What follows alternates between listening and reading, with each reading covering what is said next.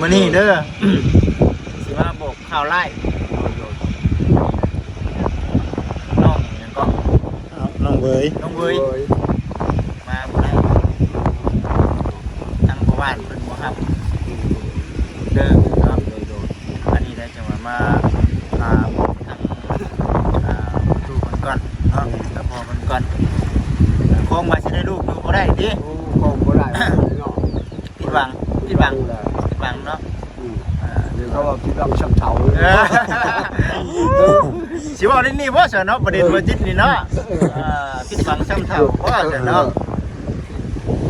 แม่พี่น้องกับผมว่ามาส่งข้าวให้ยังกินได้ใครได้กินจ้ะมันบ่มีพี่น้อง ทุกเพิ่นว่าบ่ดีมีเพิ่นจังว่าพี่น้องเนาะลุงป้าเพิ่นจังว่าหลาน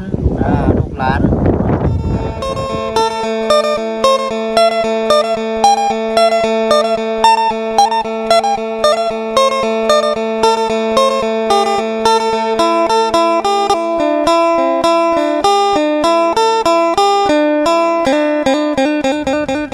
โดยพี่น้องเอ้ยเนาะ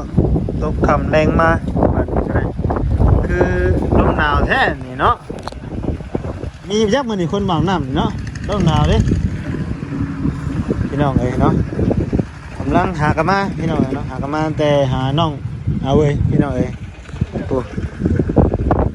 ท้องผ้าเขากำลังสีคำมืดลงเนาะพี่น้องเนาะก่อนอื่นก็สบายดีสวัสดีพ่อแม่พี่น้อง FC กันเบ้อสุขุสุขนนะพี่น้องเด้อเนาะว่าสิในหรือต่างประเทศก็ยินดีต้อนรับเข้าสู่ช่องของเราหน้าเนาะหรือว่าเสียงหน้าพี่น้องเอ้ยอะไรก็ได้ลมซะเนาะมื้อนี้ก็ได้มาบัดนี้เป็นเสาว่าซั่นเนาะคือมีเสามาอยู่เฮือนประตูโจยบัดนี้เนาะพี่น้องมาฝากไว้บ่เนาะหรือว่าได้ถามข่าวเขาเรากัน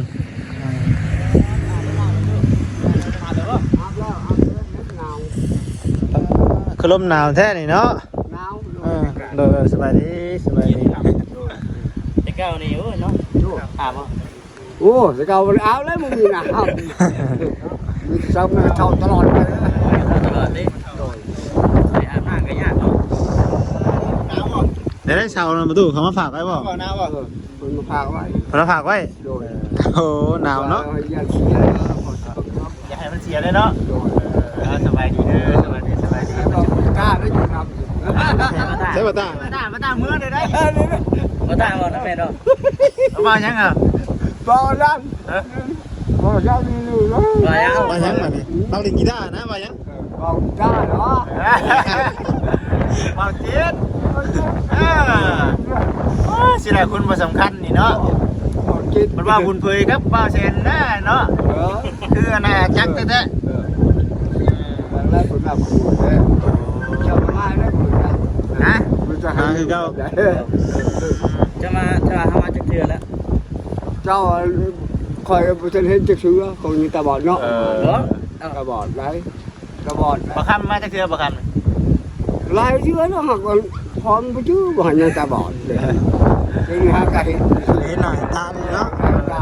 เฮ้ยน่ะมาเบิ่งเสากันว่าเป็นได้นี่หนาวเนาะ ลมโอกซ้ำนี่เนาะไม่กันนั่นบ่มีโดนเลยต้นนี่โดดจากต้นโอ้ยบ่เอาต้นบ่ ก็ต้นสิเลื่อนได้นี่ ผู้ชักผู้ขอก็ผู้ชักจะกินเป็นไงอันนั้น ดีใจบ่นี่ ดีใจ ใจเนาะได้หลังเก่าด้วยสิได้หลังเก่า กับพ่ออยู่คนอยู่ เพื่อนนังนี่ก็ยิงข้างได้เนาะกับมาวันนี้ไทยเนาะ ได้มีแต่เสาบ่มามื้อนี้ เสาพ่อ เสามีเสากำยังแน่ปูน มีเสามีปูน ดินชาชีวันละพ่อมันจะสั่งอะไรแล้วก็ช่วยพออยู่จักจะคิดอะไร เอ้ามื้อนี้เด้อสิมาบอกข่าวไล่น้องหยังก็ น้องเบย น้องเว้ยมาบ่ได้ทางพ่อบ้านเพิ่นบ่ครับเด้อครับอันนี้ได้จังหวะมาบอกทางลูกเพิ่นก่อนเนาะแล้วพอเพิ่น ก่อนคงมาสิได้ลูกดูบ่ได้ดิ โอ้ของบ่ได้เนาะ ผิดหวังผิดหวังผิดหวังเนาะ เดี๋ยวเขาว่าพี่ต้องช้ำเท้าเลย สิว่าได้นี่บ่ซะเนาะประเด็นว่าจิตนี่เนาะผิดหวังซ้ำเท่าบ่ซะเนาะเพราะว่าจะได้ลูกสองคนเนาะคนบ่ได้ซ้ำแล้วเป็นเนาะแล้วก็จะบ่ให้มาแล้ว เพิ่นก็อาจจะเป็นแบบว่าย่านป้องกันไว้หั่นแหละป้องกันไว้เนาะ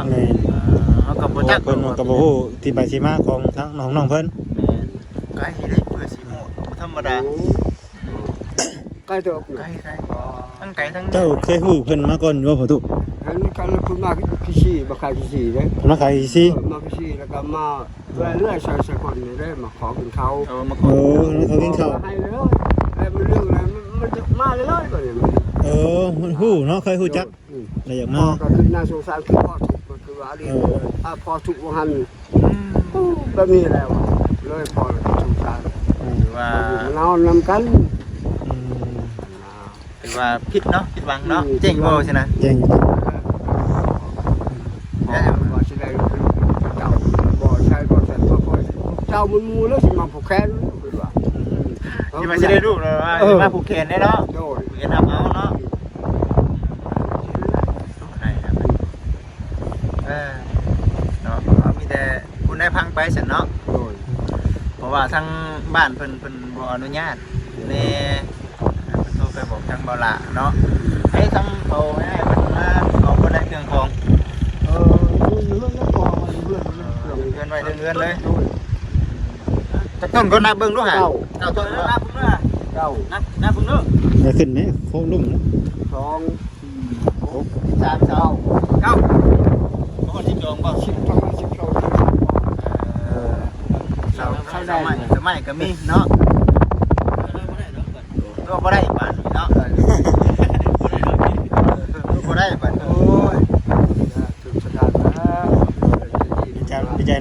น้ำพ่อตุเนาะ บัวตาให้พอที่ดูเป็นสถาน ซ้ำเกิดใหม่เนาะ โดยยังพันยืนคือว่าว่า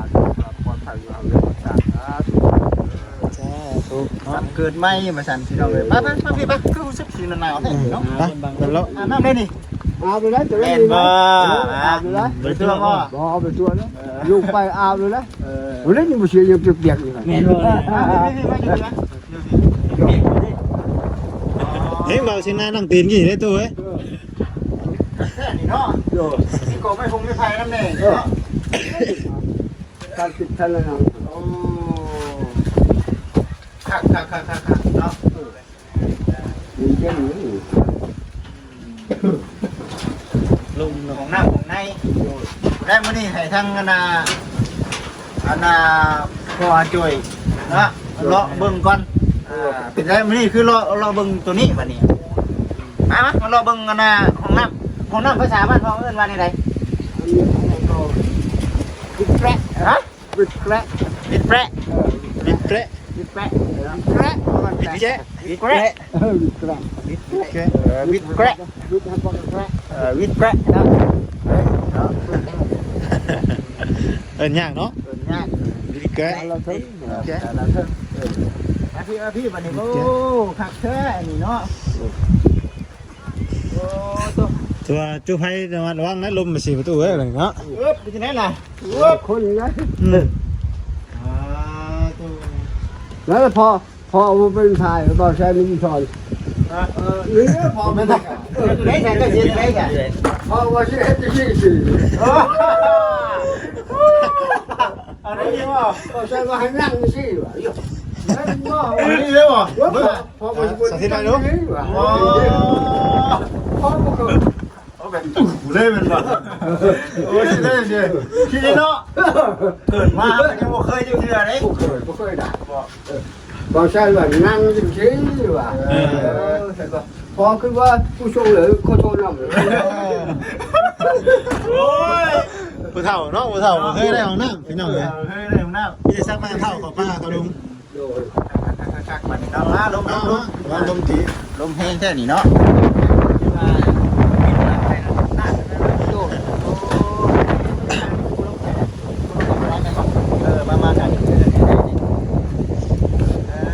ได้ป่ะมาถึงนะเก่งแล้ว เจ๋ง มื้อนี้ทั้งบ่แสนมันนำพาที่มาบอกให้มื้อนี้ พูดชายเรา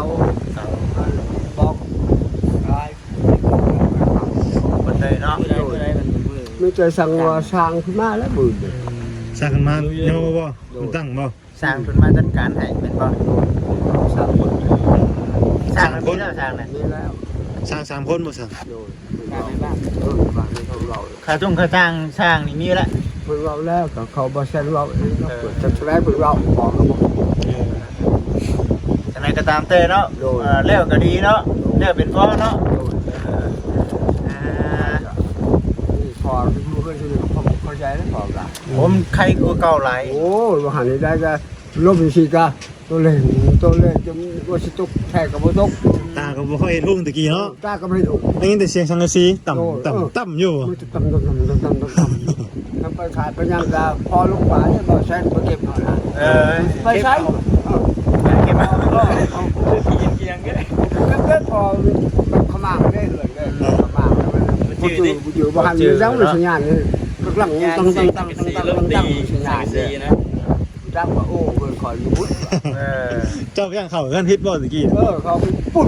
แล้วก็เอาสังกะสีเป็นสัญลักษณ์เนาะตุ้มต่ำตุ้มต่ำตุ้มต่ำเพื่อนคอยและอยู่หันน่ะบ่ได้ แม่ เนาะ นแม่น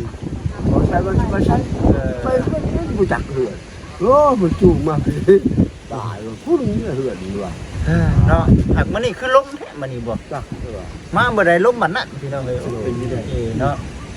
มันลม คือล้มแท้มามันนี่เนาะ กูเชื่อเนาะพามาบ้านเนาะ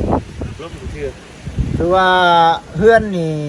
เว้าอยู่ว่าจังแม่นคุณจังแม่น พอบ่ฮู้ บ่จักเนาะ บ่จักบ่จัก คือเว้าพี่น้องเนาะ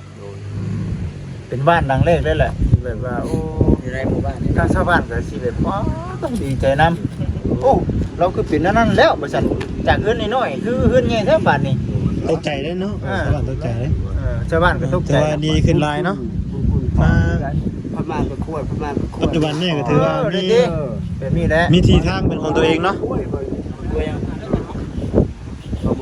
บางคนว่าเงินของเลยตัว บ่มีดอกติ วันนี้ตัวเลยก็บ่ล้มนั่นฟอกอ่ะ โอ้ว่ะ น้องบ่ได้น้องรถเฮาตันมาอยู่ มันหนาวเข้าไปนั่งอยู่ในก่อนเพิ่นว่าบ่จิตว่าผู้แรกว่าเดี๋ยวมื้อนี้พากันผู้แรกไปนอนบ้านพักนํหมู่ก่อน แรงเนาะครับ กับพี่น้ำผู้แรก พี่น้องนี่ก็ตู้ว่าคือ ยังโหดกันนะยังโหดกันนะ ทำกล้องกล้องขึ้นเลย อ๋อ ให้กูกระสอบเข่าเลย อ๋อน้ำเล็บไปเลยทำยังไงนอนอยู่ป่ะ โอ้ใส่นอนเลยจะให้มึงอะไรแรก อุ่นเนาะ แน่มืออื่น ผ้าพ่อกันอยู่กันนอน โอ้ได้ ได้อยู่เนาะ ฝาก30 เออ เขาบอกแสน เนาะ ตลาดแล้ว เอามื้อหน้าประตูเว้ย เอา ใช่ ก่อนสิว้าวรวม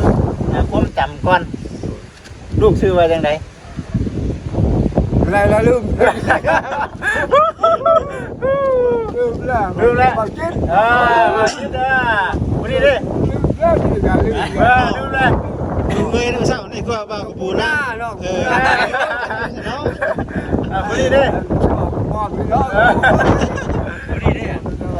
เลยเป็นยัง บอกคำ บ่คำ เฮ้ย มันสิชื่อว่าบ่คำเนาะ ว่าไม่มาเนี่ยว่ายัง ไม่เอา ก็เลยบ่คำ ปูนะ ปูนาแล้วก็บ่ตา โมเมนต์ ได้ยังนี่ บัดจิต บ่จิ โอ้ยเนาะ เอาเป็นยัง เอาว่าหยอกกันไปพี่น้องไอ้วางมามื่นเนาะถ้ามื่นท่านมาถามชื่อโบจ้างหนึ่งสิมากินข้าวน้ำเด้ไม่เด้คำโบชื่อสิกินข้าวน้ำบาทนี่ ชื่อมาแล้วจดไว้เช่น มาคืออื่นมาอีกลืมอีก ชื่อไว้ชื่อ คือว่าดีใจน้ำเด้อพอเด้อ ขอ อย่างเราผู้ใหญ่เป็นมาจากที่มัน